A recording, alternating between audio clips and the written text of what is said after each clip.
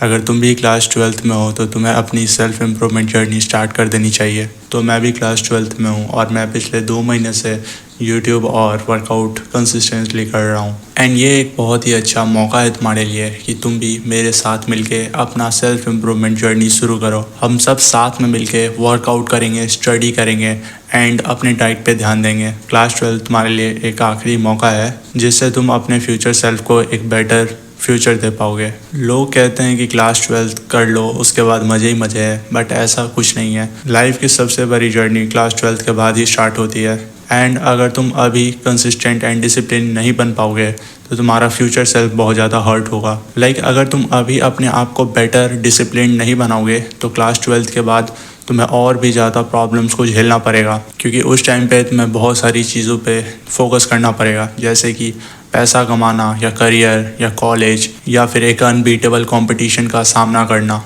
And ये सब तुम तभी कर पाओगे जब तुम अभी से ही डिसिप्लिन्ड एंड कंसिस्टेंट रहोगे। तो सबसे पहले बात करते हैं वर्कआउट के ऊपर। अगर तुम जिम मेंबरशिप अफोर्ड कर सकते हो तो इसे ज़रूर लेना, क्योंकि ये तुम्हारे लिए one of the best investment हो सकता है। एंड अगर तुम उसे अफोर्ड नहीं कर सकते तो तुम घर पे वर्कआउट करो, जैसे कि मैं करता हूँ। मैं भी घर पे ही वर्कआउट करता हूँ एंड एक कोशिश में हूँ कि मेरी भी एक अच्छी मस्कुलर बॉडी बन जाए। एंड जब तुम वर्कआउट करना स्टार्ट करते हो रेगुलरली एंड कंसिस्टेंटली तो ये सिर्फ तुम्हें बॉडी नहीं देता है, ये तुम्हें डिसिप्लिन देता है। एंड अगर तुम किसी एक चीज़ के साथ डिसिप्लिन हो जाते हो तो लाइफ में बाकी चीज़ों को मैनेज करना भी आसान हो जाता है, जैसे कि स्टडीज़ या फिर डाइट। तो डाइट से मुझे एक चीज़ याद आई, जब तुम वर्कआउट करना स्टार्ट करते हो, जब तुम मसल गेन के ऊपर फोकस करते हो तो तुम्हें बहुत सारी चीज़ों का पता चलता है, जैसे कि प्रोटीन, डाइट एंड ये सब चीज़ें। उस टाइम पे तुम्हें ये रियलाइज़ होता है कि बाहर की खाने बिल्कुल ही डॉग शिट होती है एंड तुम उसे अवॉइड करोगे।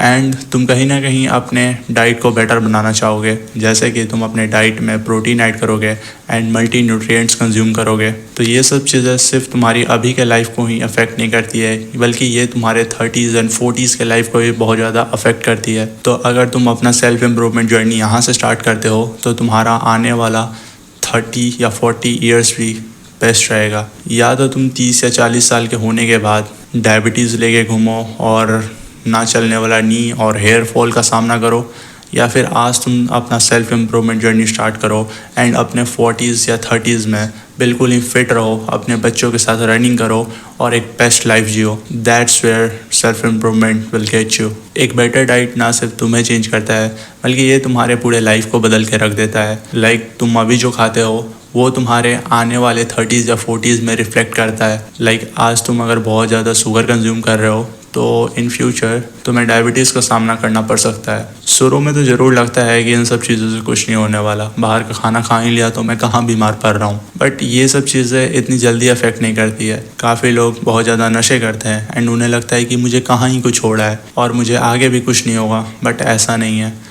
अगर तुम्हारे साथ कोई चीज़, तुम्हारे साथ कोई इफ़ेक्ट तुम्हारे बॉडी पे अभी नहीं नज़र आ रही है तो फॉर श्योर वो तुम्हारे 30s या 40s में 100% गारंटीड नज़र आने वाली है। सो इट्स रियली इंपॉर्टेंट कि तुम अपने बॉडी में क्या डाल रहे हो, तुम क्या कंज्यूम कर रहे हो। एंड अगर तुम अच्छा कंज्यूम कर रहे हो, अपने बॉडी में अच्छी चीज़ें डाल रहे हो जैसे कि प्रोटीन, मल्टीविटामिन्स वगैरह, तो तुम्हारा फ्यूचर बहुत ही ज़्यादा अच्छा होने वाला है। एंड अगर तुम अभी भी चीप डोपामिन के चक्कर में बाहर का जंक फूड खा रहे हो या फिर नशे कर रहे हो तो इन फ्यूचर तुम्हें बहुत ज़्यादा दिक्कतें आने वाली है। और another thing that I want to talk about as a 12th grader is that कि फोकस ऑन योर स्टडीज़। तो मैं अभी 12th में हूँ एंड मैंने एक चीज़ नोटिस की है, वो ये है कि 10th से 12th बहुत ज़्यादा हार्ड है एंड ये सबको नज़र आता है। तो 10th तो तुमने जैसे तैसे निकाल दिया होगा, बट 12th में ऐसा कुछ नहीं होने वाला। अगर 12th में तुम फोकस करके अच्छे से पढ़ाई नहीं करोगे तो यू वुडंट मेक इट। सो अभी तक मैंने जितनी भी चीज़ें रियलाइज़ की है 12th और 10th या फिर 11th को लेके, वो मैं तुम्हें जल्दी से बता देता हूँ। तो मैं 11th में जेई की तैयारी कर रहा था एंड मैंने एक चीज़ नोटिस की है कि जेई की जितनी भी पढ़ाई है, स्पेशली इन मैथ्स, वो सब बहुत ज़्यादा तुम्हारा दिमाग यूज़ करती है। अगर कोई भी क्वेश्चन है तो तुम्हें उसे डिकोड करने के लिए बहुत ज़्यादा नॉलेज और बहुत ज़्यादा प्रॉब्लम सॉल्विंग की ज़रूरत पड़ेगी। बट इन क्लास 12th मैंने ये चीज़ नोटिस किया कि इसमें बहुत सारी चीज़ें सिर्फ़ और सिर्फ फार्मूला बेस्ड होती है। ये काफ़ी ज़्यादा 10th से मिलता जुलता है, बट द थिंग इज़ कि यहाँ पे ज़्यादा फार्मूलेज हैं, ज़्यादा कॉम्प्लिकेटेड चीज़ें हैं, बट बिल्कुल ही आसान है अगर तुम सारे फार्मूलाज को रट लेते हो तो। ये बिल्कुल ही टेंथ से मिलता जुलता है, बट कह सकते हो कि इसका लेवल थोड़ा सा हाई है। तो एक और चीज़ मैं तुम लोग को बता देना चाहता हूँ स्टडीज़ को लेके कि मान के चलो कुछ क्वेश्चन है जिसमें तुम्हें एक टर्म दिया हुआ है एंड उसको कह रहा है कि इस चीज़ को तुम्हें प्रूव करके दिखाना है इस टर्म्स के द्वारा, ठीक है। तो सिंपली इसको सॉल्व करने के लिए तुम्हें फॉर्मूला तो चाहिए ही, साथ में एक और चीज़ चाहिए जो कि है ऑब्जर्वेशन, ठीक है। तुम जो भी काम करो तुम उस प्रूफ के जो इक्वेशन है उसको देख के करो, ठीक है। अब ये चीज़ काफ़ी ज़्यादा थोड़ा मैं डिटेल में जा रहा हूँ स्टडीज़ के, ठीक है, क्योंकि मैं एक्चुअली मैं अपना एक्सपीरियंस शेयर करना चाहता हूँ कि मुझे क्या क्या चीज़ें नज़र आई हैं। तो सबसे पहले इस चीज़ के ऊपर बात करते हैं, ठीक है, ताकि तुम्हारा भी कुछ हेल्प हो जाए।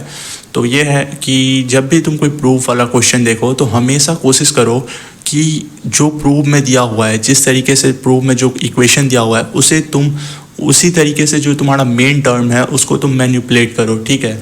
उसको इस तरीके से तुम कोशिश करो ताकि वो तुम्हारा प्रूफ वाला जो इक्वेशन है वो आ जाए। एक बार बस तुम उस टर्म को डिकोड कर लोगे उसके बाद सारी इक्वेशन सिर्फ और सिर्फ फार्मूला पे खुल जाती है एंड आंसर चुटकियों में आ जाता है। एंड अनदर थिंग इज़ कि अगर तुमसे क्वेश्चन डिकोड नहीं हो रहे तो टीचर्स को वॉच करो। देखो हम लोग टीचर्स को देख के बहुत सारी चीज़ें सीखते हैं, जैसे कि कैसे सिली मिस्टेक्स को अवॉइड करना है। बहुत सारी ऐसी छोटी छोटी चीज़ें होती हैं जो जब हम खुद से करने जाते हैं तो उसमें मिस्टेक होती है, बट जब टीचर करता रहता है तो उसे देख के हम लोग उस मिस्टेक्स को अवॉइड कर सकते हैं। तो अपने स्टडीज़ को बेटर करने के लिए टीचर को ऑब्जर्व करो जितना ज़्यादा से ज़्यादा हो सकता है। आई नो कि ये वीडियो तुम्हें काफ़ी ज़्यादा ऑफ लगेगी, बट मैं कुछ अलग अलग चीज़ें ट्राई कर रहा था, तो या सॉरी फॉर दैट। तो मिलते हैं अगले वीडियो में, तब तक के लिए बाय बाय।